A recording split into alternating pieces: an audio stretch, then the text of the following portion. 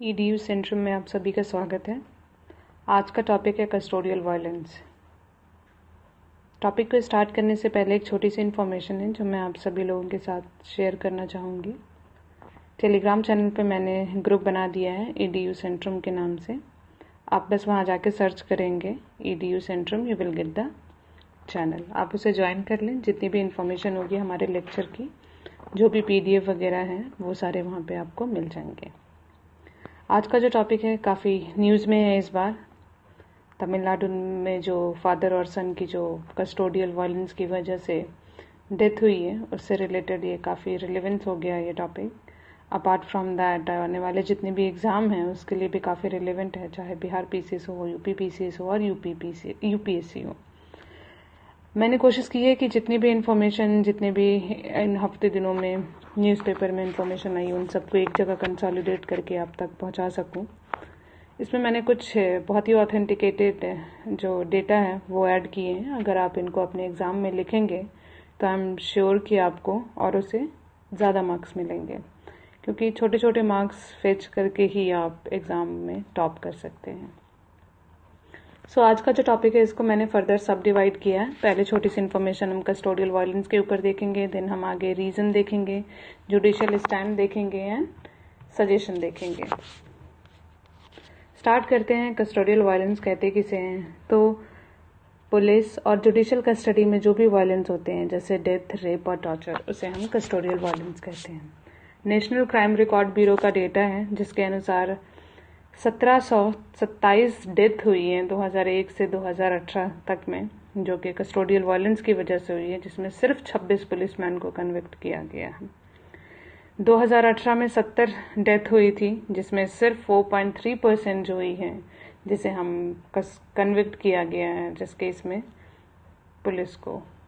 Apart from that, ये तो हमारे जो भी वायलेंस वगैरह है, इसके अलावा जो हम आगे देखेंगे जो वायलेंस की वजह से डेथ हुई है उसकी इन्फॉर्मेशन है। आगे जो है 2000 से ज़्यादा जो ह्यूमन राइट वायलेशन का केस जो है रिकॉर्ड किया गया है 2000 से लेके 2018 के बीच में, बट सिर्फ 344 पुलिसमैन को ही कन्विक्ट किया गया है।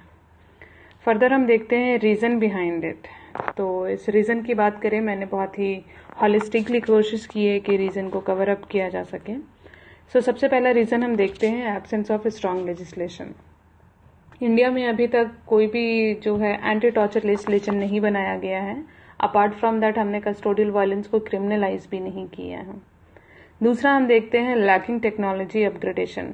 किसी भी पुलिस स्टेशन में CCTV कैमरा का इंस्टॉलेशन नहीं है, साइंटिफिक इन्वेस्टिगेशन की कमी है। तीसरा है हमारा under reporting. National human right commission के हिसाब से 3 साल में 5300 केसेस जो हैं अंडर रिपोर्टेड हैं। इंस्टीट्यूशनल चैलेंज, जो हमारी जो प्रिजन जो पूरा सिस्टम है, एंटायर सिस्टम जो है प्रिजन का, वो कहीं ना कहीं ओपेक है, ट्रांसपेरेंसी उसमें लैक करती है। ऊपर मैंने एक पॉइंट छोड़ दिया है, एब्सेंस ऑफ पीपल्स मूवमेंट। अभी हमने देखा था कि US में जो रेसिज्म की वजह से डेथ हुई थी उस पर पीपल का आउटरीच बहुत ज़्यादा था, बट इंडिया में हमें हार्डली ऐसी चीज़ों को देखने को मिलता है। अगला हम देखते हैं एब्सेंस ऑफ इंडिपेंडेंट इंक्वायरी। इसमें हम देख सकते हैं कि जो हमारी जो भी इस तरीके की इंसिडेंट्स होते हैं उसमें गवर्नमेंट का एक रोज डेटा था जब मैं पढ़ रही थी, उसमें था कि सिर्फ 20% केस जो हैं जो इंडिपेंडेंट इंक्वायरी के तहत जांच किए जाते हैं। अगला हम देखते हैं एटीट्यूड टुवर्ड टॉलरेंस। तो एटीट्यूड जो है आजकल हमारा टॉलरेंस की तरफ कहीं ना कहीं, टॉलरेंस हमारी जो कैपेसिटी है वो बहुत हाई हो गई है। सिंपल सा एग्जांपल अगर हम देखें, दिशा केस जो कि हैदराबाद में हुआ था, जिसमें कि पुलिस वालों ने, जो रेप केस था बेसिकली, पुलिस वालों ने जो कन्विक्टेड पर्सन थे उन्हें शूट कर दिया था। तो पुलिस के इस एक्शन को लोगों ने काफ़ी सराहा था, जो कि नहीं होना चाहिए था, क्योंकि जब तक दोषी करार ना दे दिया जाए उसे हम सज़ा कैसे दे सकते हैं। अगला हमारा देखते हैं कॉलोनियल मेंटालिटी। इसके तहत हम देखते हैं कि आज भी कहीं ना कहीं जो माइंडसेट जो कॉलोनियल टाइम से था, टॉर्चर का, ब्रुटैलिटी का, आज भी वो एग्जिस्ट करता है। कॉमन काउज NGO था, उस centre for studying developing society जो NGO है, उन लोगों ने एक सर्वे कंडक्ट किया था। उसके तहत हमें कुछ इन्फॉर्मेशन दिखी थी कि 36% पुलिस जो है उन्हें लगता है कि मुस्लिम जो है क्राइम के लिए बहुत ज़्यादा अट्रैक्टेड होते हैं। सो इस तरह का जो प्रीजुडाइज नोशन है पुलिस का, वो कहीं ना कहीं माइनॉरिटी और ट्राइब और दलित की तरफ अच्छा नहीं है। अगला हम देखते हैं burden of proof. Burden of proof आज भी जो है प्रोसिक्यूशन पे ही होता है। अगला नेक्स्ट जो है एब्सेंस ऑफ लीगल फ्रेमवर्क। हमने United nation convention against crime जो है, अगेंस्ट टॉर्चर जो है सॉरी, हमने साइन तो किया है बट हमने अभी तक उसे रेटिफाइड नहीं किया है। अगला हम जुडिशियल स्टैंड देखें तो कहीं ना कहीं जो कस्टोडियल वायलेंस है ये हमारे आर्टिकल 21 जो राइट टू लाइफ है उसको वायलेट करता है। इसके अलावा जुडिशरी का एक बहुत ही फेमस जजमेंट है डी के बासु जजमेंट, जिसको मैं लास्ट में थोड़ा सा डिस्क्राइब करूंगी। वो काफ़ी फेमस है, उसको उसके जजमेंट को हम वे फॉरवर्ड में भी लिख सकते हैं। So now we reach to the suggestion की अगर हम बात करें तो जो हमने UNCAT जो है United nation convention against torture, हमने उसको साइन किया है, रेटिफाइड नहीं किया है, तो हमें रेटिफाइड सबसे पहले कर देना चाहिए ताकि एक ट्रांसपेरेंसी हमारे सिस्टम में आ जाए और जो रिड्रेसल मैकेनिज्म वगैरह है, जो कंपनसेशन दी जाती है, ये सारी चीज़ों में काम हो, तेज़ी से इम्प्लीमेंटेशन हो इसका। अपार्ट फ्रॉम दैट हम CCTV कैमरा वगैरह के इंस्टॉलेशन होना चाहिए, साइंटिफिक तरीके से इन्वेस्टिगेशन वगैरह होना चाहिए।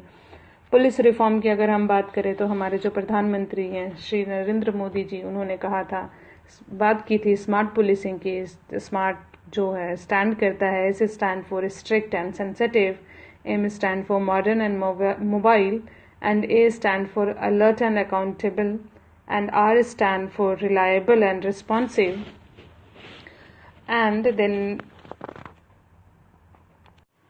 T stand for techno savvy and trained. So आगे अगर हम देखें, अगला जो सजेशन दिया गया है non official visitor. Non official visitor कहने का मतलब है कि टाइम टू टाइम कुछ नॉन ऑफिशियल विजिट जो होना चाहिए प्रिजन में होना चाहिए, जिससे कि हमें पता चले कि कहीं कोई किसी तरीके का कस्टोडियल वायलेंस तो नहीं हो रहा है। अगर हो रहा है तो उसके लिए हमें डिपार्टमेंटल इंक्वायरी वगैरह बैठानी चाहिए। कोई वायलेंस हो रहा है तो उसको हमें रोकने की कोशिश करनी चाहिए। सो इसके लिए हमें नॉन ऑफिशियल विजिटर जैसी जो हो सुविधा अवेलेबल करानी चाहिए। अगला हम देखते हैं implementation of law commission of India report. Under article जो 273 रिपोर्ट है लॉ कमीशन का, उसके तहत लॉ कमीशन ने कहा है कि जो भी पुलिसमैन हो, मिलिट्री हो या पैरामिलिट्री पर्सनल हो, अगर इनकी वजह से कस्टोडियल डेथ होती है या कस्टोडियल टॉर्चर जो है वो अगर झेलना पड़ता है किसी को भी, तो ये बिल्कुल क्रिमिनली प्रोसिक्यूटेड करना चाहिए। इसे किसी भी तरीके का कोई लीनियंसी नहीं दिखानी हो चाहिए हमें। अपार्ट फ्रॉम अगर at the last but not least अगर मैं सजेशन में बात करूं तो कहीं ना कहीं जो हमारा इम्प्लीमेंटेशन है और मॉनिटरिंग है, इसको हमें थोड़ा और रिबूस्ट करना होगा, क्योंकि कहीं ना कहीं इम्प्लीमेंटेशन हमेशा लैक करता है। अपार्ट फ्रॉम दैट मैंने आपको स्टार्टिंग में DK बासु के बारे में, जजमेंट के बारे में बता रही थी। तो DK बासु जजमेंट जो हुआ था 1986 में, उसमें उन्होंने कहा था कि एक प्रॉपर अरेस्ट मेमो तैयार करना चाहिए। अरेस्ट मेमो जिसमें कि टाइम हो, प्लेस हो, फैमिली से अटेस्ट किया हुआ हो कि हाँ ये पुलिस जो है लेकर के अरेस्ट करके जा रही है, और इसका रिकॉर्ड भी पुलिस रजिस्टर में होना चाहिए, ताकि जब आगे अगर कोई भी कंप्लायंस हो तो उसका वेरिफिकेशन ईजिली हो सके। उसके बाद उन्होंने बोला था कि जो डेटा है जो कलेक्ट किया जाए अरेस्ट से रिलेटेड, वो सेंट्रलाइज्ड करके हमें सेंट्रल पुलिस कंट्रोल रूम में रखना चाहिए।